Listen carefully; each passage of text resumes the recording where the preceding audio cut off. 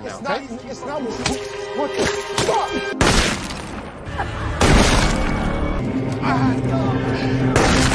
Go.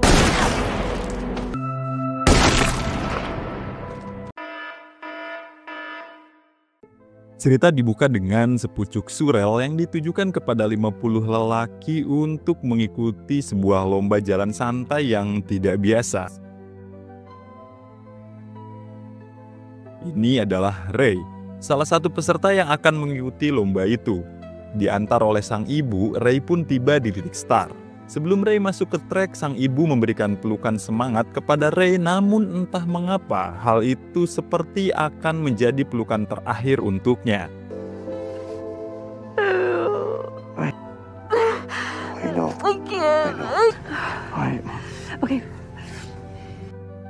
Saat pemeriksaan, Ray berkenalan dengan peserta lain bernama Peter. Sambil menunggu perjalanan panjang dimulai, Ray mencoba menyapa beberapa peserta lain seperti Stebin, Oslon, dan Becker. Ray juga mencoba menenangkan peserta lain yang tampak tegang bernama Curly yang baru berusia 18 tahun. 18. Kemudian sekelompok tentara bersenjata lengkap datang, diketuai oleh seorang mayor yang entah siapa namanya. Si mayor itu langsung memanggil satu persatu peserta dan memberikan kalung bertuliskan angka yang sekaligus menjadi tanda atau kode panggilan peserta. Setelah selesai membagikan kalung, si mayor pun menjelaskan aturan yang tidak boleh dilanggar saat dalam trek. Pertama, peserta harus berjalan dengan kecepatan 1 mil per jam atau sekitar 1,6 kilo per jam. Jika peserta menurunkan kecepatannya, maka akan diberikan peringatan. Dan jika dalam waktu 10 detik tidak kembali menormalkan kecepatan, maka mendapatkan peringatan kedua, dan seterusnya.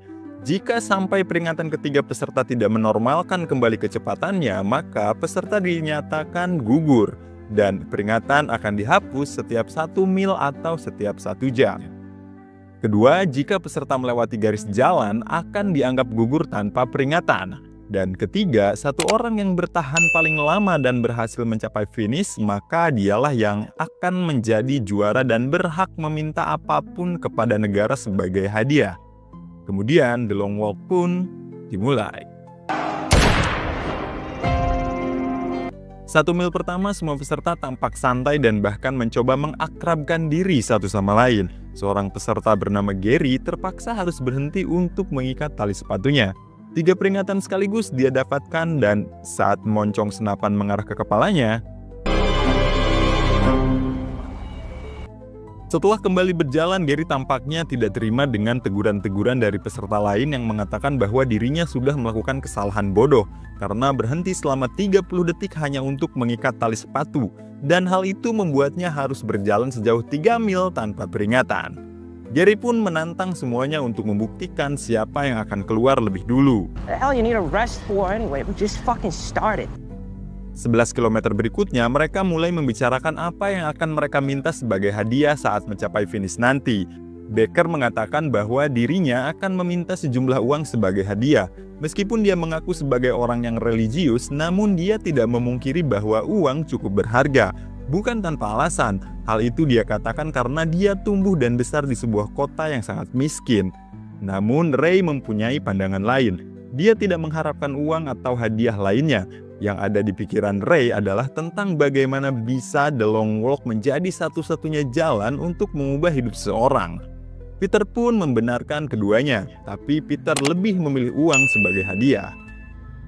Saat mereka sampai di kilometer 15, Curly mengalami kram di kakinya dan hal itu membuat Curly mendapatkan peringatan pertama. Ray yang merasa kasihan kepada Curly mencoba menyemangati Curly agar terus berjalan dan Curly pun menurutinya. Namun hal itu tidak bertahan lama sampai pada akhirnya Curly tidak lagi kuat berjalan dan Number 7. Third warning. Selamat datang di channel Seperti Biasa ID. Kali ini gue akan bahas alur cerita film yang menurut gue cukup menguras emosi. Jangan lupa like, comment, share, dan subscribe channel Seperti Biasa ID, tempat dimana film gak cuma diceritain, tapi juga dirasain. Gue Narabias, selamat menyaksikan. Gugurnya Curly membuat Ray merasa shock. Tapi apalah daya, dia tidak bisa berhenti dan hanya bisa melanjutkan perjalanan. Peter yang melihat Ray yang seperti itu mencoba menanyakan sesuatu, yaitu tentang apakah Ray dan Mayor mempunyai suatu hubungan. Bukan tanpa alasan, Peter menanyakan hal itu karena dari awal bertemu sampai saat ini Peter melihat ada keanehan dari cara Ray melihat Mayor. Ray pun tidak menanggapi pertanyaan itu. Lebih jauh, Peter berkata apapun yang terjadi, Peter ingin Ray tetap bertahan sampai finish dan menyelesaikan perjalanan panjang itu bersama. But it ain't those days, so I guess I'm stuck here riffing for you. Di sela percakapan mereka, peserta lain tiba-tiba menunjukkan seorang penonton di pinggir jalan yang memegang poster seraya berteriak bahwa dirinya menyukai Ray. Nah, di sini gue baru sadar kalau ternyata perjalanan panjang itu disiarkan ke seluruh negara bagian. Peter yang melihat hal itu turut merasa senang, pun termasuk Baker. Baker malah menyarankan Peter untuk memberikan hiburan kepada para peserta lain. Hal itu ditanggapi hangat oleh Peter. Meskipun Peter tidak melakukan apa yang disarankan oleh Baker, tapi Peter berkata bahwa meskipun ada beberapa saran di luar sana untuk tidak berteman dengan peserta lain saat dalam long walk, Peter tidak peduli. Yang jelas dia merasa senang mempunyai rekan seperti Ray, Baker, dan Oslon. Bahkan Peter berkata bahwa dirinya ingin bersahabat dengan mereka meskipun hanya sebentar, dan mengatakan kepada 3 temannya itu untuk bersama-sama berjuang sampai finish. Di saat keseruan itu berlangsung, tiba-tiba peserta dengan kode nomor 1 menghentikan langkahnya dan sampai di kilometer 40, Peter, Oslon, Baker, dan Ray memulai kembali obrolan absurd mereka. Dan di sini kita diperlihatkan kalau Ray, Peter, Baker, dan Oslon sudah sangat akrab.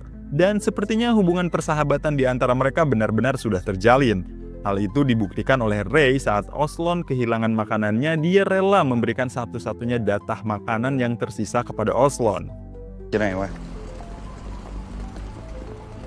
Di tengah kehangatan itu, Ray melihat satu pemandangan yang tidak mengenakan, di mana Gary tidak henti-hentinya membuli peserta lain yang bernomor 19. Dan hal itu jelas membuat si 19 kesal dan melayangkan pukulan kepada Gary. Namun pukulan itu tidak mengenai Gary. Yang ada malah si 19 itu harus tersungkur jatuh dan kesulitan untuk bangkit. Sehingga Second warning, number 19.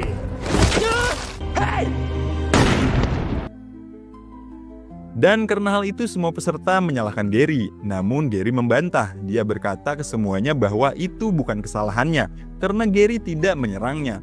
Bantahan Gary itu membuat Peter kesal dan mengeluarkan kata-kata kasar kepada Gary. You fucking piece of shit. Saat semua fokus berjalan, peserta lain menghampiri Ray dan Peter seraya bertanya apakah mereka tidak ingin buang air besar. Ray menjawab bahwa dia sedang mencoba menahannya, dan di saat yang hampir bersamaan, peserta yang ada di depan mereka terlihat buang air besar sambil berdiri. Hal itu jelas membuat kecepatannya menurun, dan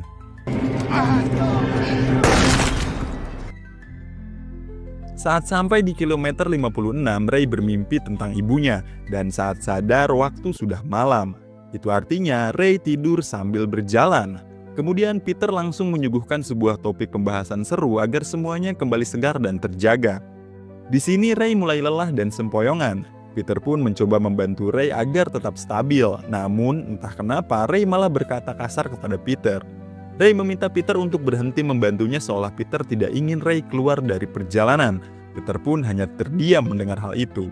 7, third and final warning. Just 3 hours. Tenzin, like you don't want to see me with a fucking bullet in the back of my head. Fuck me. Fuck me. Tiba di jalan menanjak, banyak peserta yang kehabisan tenaga dan mulai berguguran. Melihat itu, semua peserta mulai mengerahkan tenaga mereka untuk menanjak, bahkan seorang peserta memaksakan diri untuk terus berjalan dengan pergelangan kaki yang terkilir.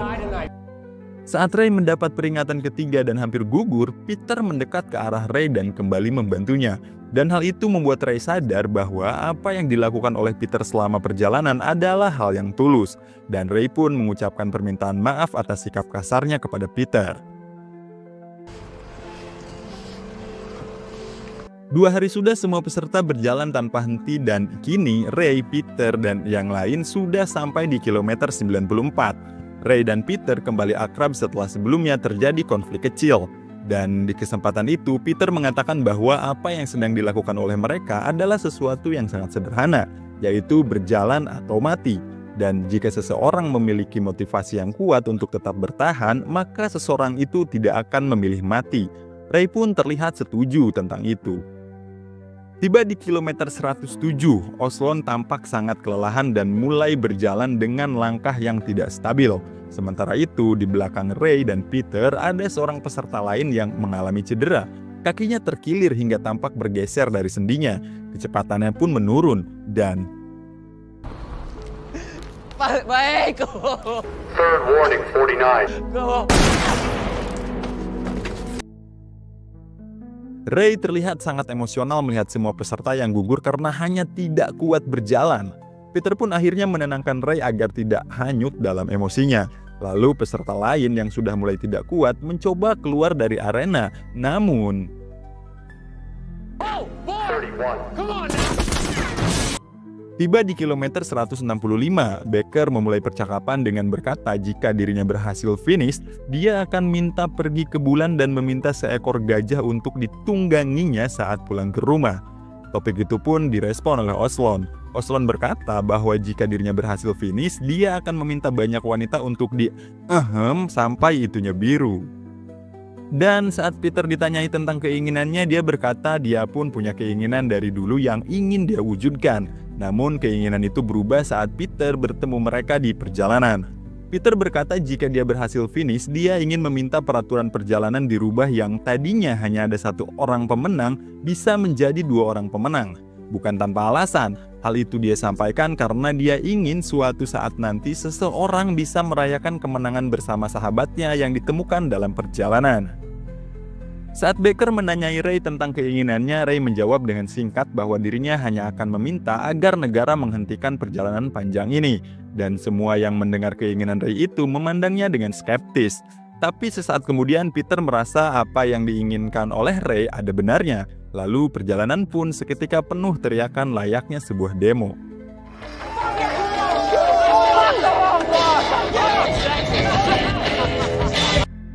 Panas, terik, dan hujan dilalui Ray tanpa berhenti sedikit pun.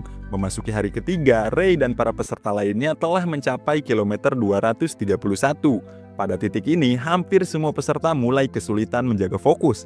Namun, insiden ketika Becker buang air besar di tengah perjalanan disertai 2 kali peringatan justru membuat Ray dan Peter kembali tersadar dan berusaha memusatkan fokus mereka lagi. Untuk menjaga fokusnya, Ray mulai membuka diri dengan menceritakan tentang dirinya kepada Peter. Ray lahir dan besar di keluarga yang harmonis. Ayah Peter adalah orang yang berwawasan luas. Banyak buku-buku yang dibacanya, terlebih buku-buku yang berisi tentang cara bagaimana dunia bekerja dan buku-buku yang berisi cara bagaimana melawan kediktatoran. Ayah Ray mewariskan pengetahuannya dan pemahamannya itu kepada Ray. Namun apa yang dilakukan oleh ayah Ray itu adalah suatu tindakan pelanggaran berat. Dan oleh karena itu ayah Ray diciduk dan tewas di tangan mayor. Parahnya lagi, eksekusi ayahnya itu terjadi tepat di hadapan Ray dan ibunya. Dan hal itu juga menjadi jawaban dari pertanyaan Peter tentang tatapan aneh Ray kepada mayor. Selain itu, Ray juga mengatakan ketika dia sampai finish, dia akan meminta senjata sebagai hadiah dan akan menggunakan senjata itu untuk menghabisi mayor. Peter menanggapi hal itu dengan sudut pandang lain. Peter berkata bahwa keinginan itu agak kurang optimis, sebab Ray bisa meminta hal yang lebih baik untuk melanjutkan apa yang diperjuangkan ayahnya dan memberi pencerahan bagi banyak orang dan membawa perubahan bagi negara. Ray yang tadinya kekeh dengan keinginannya pada akhirnya hanya bisa terdiam seolah tercerahkan oleh perkataan Peter. I have something to be grateful for. Either of Tiba di kilometer 273, salah satu peserta yang mengalami kram di kakinya mencoba meminta pertolongan kepada prajurit penjaga. Namun,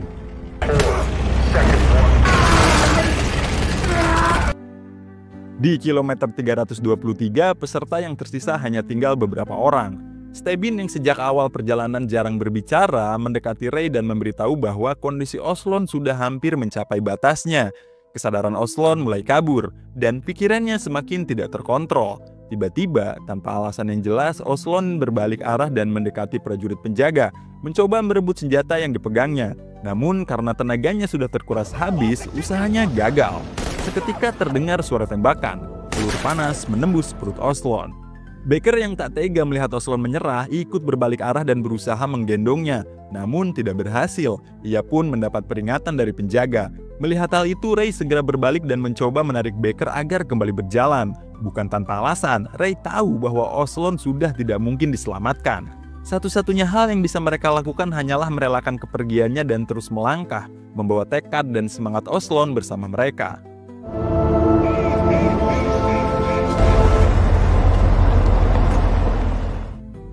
Di hari keempat, peserta hanya tersisa 6 orang. Di kilometer 336, Collie memecah kebisuan dengan membahas apa yang dilakukan Oslon sebelumnya.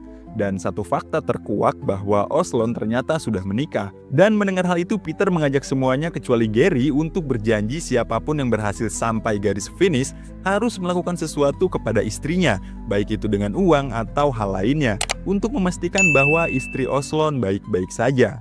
Gary yang selama perjalanan dikenal sebagai sosok tanpa empati, perlahan mulai merasakan kesepian. Ia akhirnya membuka percakapan dengan Ray dan mengakui penyesalannya atas semua sikap dan perbuatannya selama perjalanan.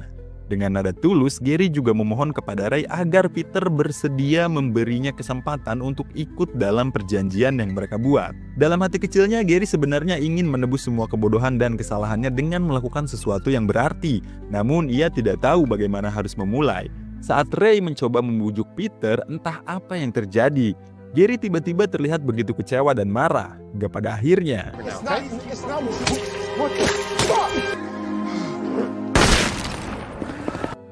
di kilometer 418 tersisa 5 peserta. Kemudian Collie menyanyikan lagu Clementine untuk menghangatkan suasana dan mengingat kepergian Oslon. Saat pagi mulai menyingsing, Collie membuka percakapan dengan Ray dan mengatakan bahwa Ray adalah orang yang beruntung karena masih memiliki seorang ibu. Berbeda dengan Collie yang tidak punya siapa-siapa untuk ditemui, Collie terlihat sedikit putus asa. Perjalanan panjang pun akhirnya membawa mereka tiba di kota Freeport, kota tempat Ray dan ibunya tinggal. Di tepi jalan, Ray melihat sosok ibunya berdiri, menatapnya dengan wajah cemas. Awalnya Ray berusaha tetap tenang dan terus melangkah. Namun tak lama kemudian, emosinya memuncak. Air mata yang selama ini ia tahan akhirnya pecah, membuatnya kehilangan kendali dan berbalik arah. I'm so sorry. I'm so sorry. You know, I'm so sorry, Mom. Untungnya, Peter dengan sigap menarik Ray dan mengingatkan akan perjuangan panjang yang hampir mencapai akhir. Dengan suara tenang namun tegas, Peter berkata bahwa ia sangat memahami apa yang dirasakan Ray. Dari sini kita mulai mengetahui alasan mengapa Peter memiliki kekuatan fisik dan mental yang begitu tangguh. Sejak kecil, Peter hidup dan tumbuh di jalanan tanpa kehadiran kedua orang tuanya. Untuk bertahan hidup, ia bahkan pernah mengalami luka serius di bahunya. Sebuah bukti kerasnya kehidupan yang ia jalani. Meskipun Peter tidak pernah merasakan kasih sayang orang tua, ia memahami perasaan kehilangan yang dialami Ray. Dalam hidupnya, Peter juga memiliki orang yang sangat ia sayangi. Anak-anak jalanan yang bernasib sama dengannya. Mereka adalah keluarganya. Satu-satunya alasan ia terus berjuang. Dari pengakuan itu pula kita mengetahui alasan sebenarnya mengapa Peter begitu ingin mencapai garis akhir. Ia ingin melakukan sesuatu yang berarti untuk anak-anak jalanan, agar mereka kelak bisa memiliki kehidupan yang layak. Lebih dari itu, momen tersebut juga membuat Ray menyadari satu hal yang paling ia butuhkan selama ini.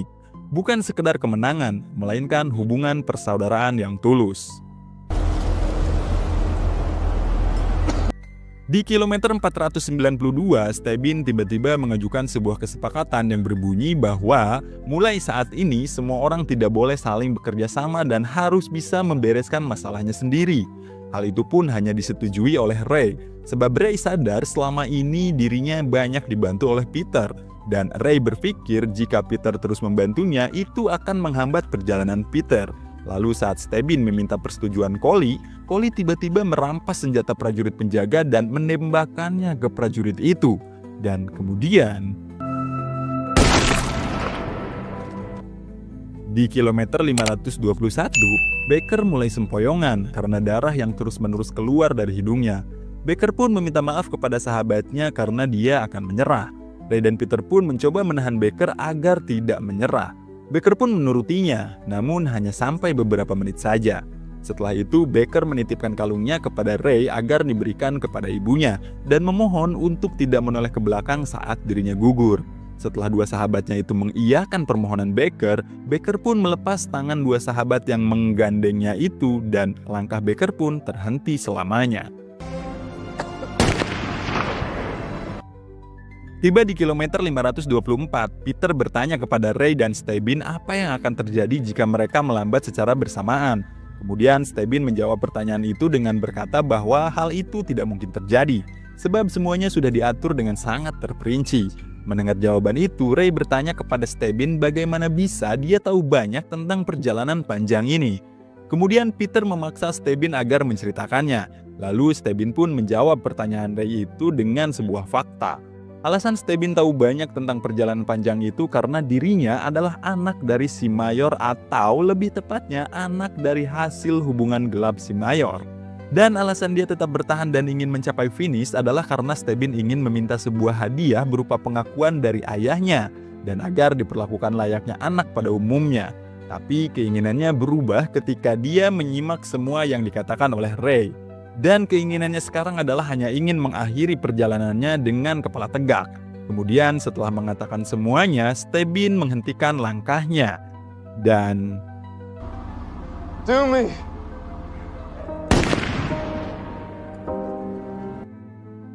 pada akhirnya di penghujung perjalanan panjang itu hanya Ray dan Peter yang berhasil bertahan. Garis finish sudah tampak di depan mata dan sorakan penonton bergemuruh di sepanjang jalan.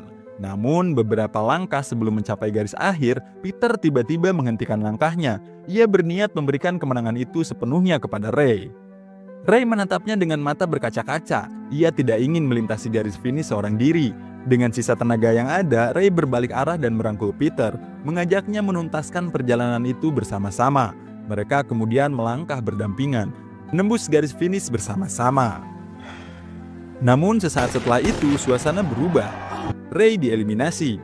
Dalam aturan tersembunyi yang tidak pernah dibacakan sebelumnya, disebutkan bahwa jika dua orang mencapai garis finish bersamaan, maka peserta yang berada di posisi paling belakang harus dieliminasi. Ray sengaja menempatkan dirinya sedikit di belakang Peter, sebuah keputusan sadar, demi menyelamatkan sahabatnya dan memberi kesempatan bagi Peter untuk mewujudkan cita-citanya membantu anak-anak jalanan. I'm sorry, Mom. Kejadian itu membuat Peter terpukul berat. Ia hanya terdiam, menatap tubuh sahabatnya yang tergeletak tak bernyawa. Saat Mayor menanyakan apa yang ia inginkan sebagai hadiah, Peter tidak langsung menjawab. Ia menunduk lama, menahan emosi yang nyaris meledak. Kemudian, dengan suara tenang namun penuh amarah, Peter meminta hadiah berupa senjata. Setelah senjata itu dia dapatkan, tanpa ragu Peter mengangkatnya, menodongkan ke arah Mayor, dan film pun selesai. Tamat. Film yang seru dan melelahkan. Film ini harus kalian tonton. Ini rekomendasi film survival terbaik di tahun 2025. Asli, ini seru dan menguras emosi. Dan dari film ini kita bisa ambil pelajaran bahwa perjalanan hidup sejati bukan tentang menjadi pemenang, tapi tentang siapa yang lo perjuangkan dan apa yang lo korbankan di sepanjang jalan. Film ini menggambarkan bahwa keteguhan hati, empati, dan pengorbanan jauh lebih bermakna daripada kemenangan atau hadiah apapun.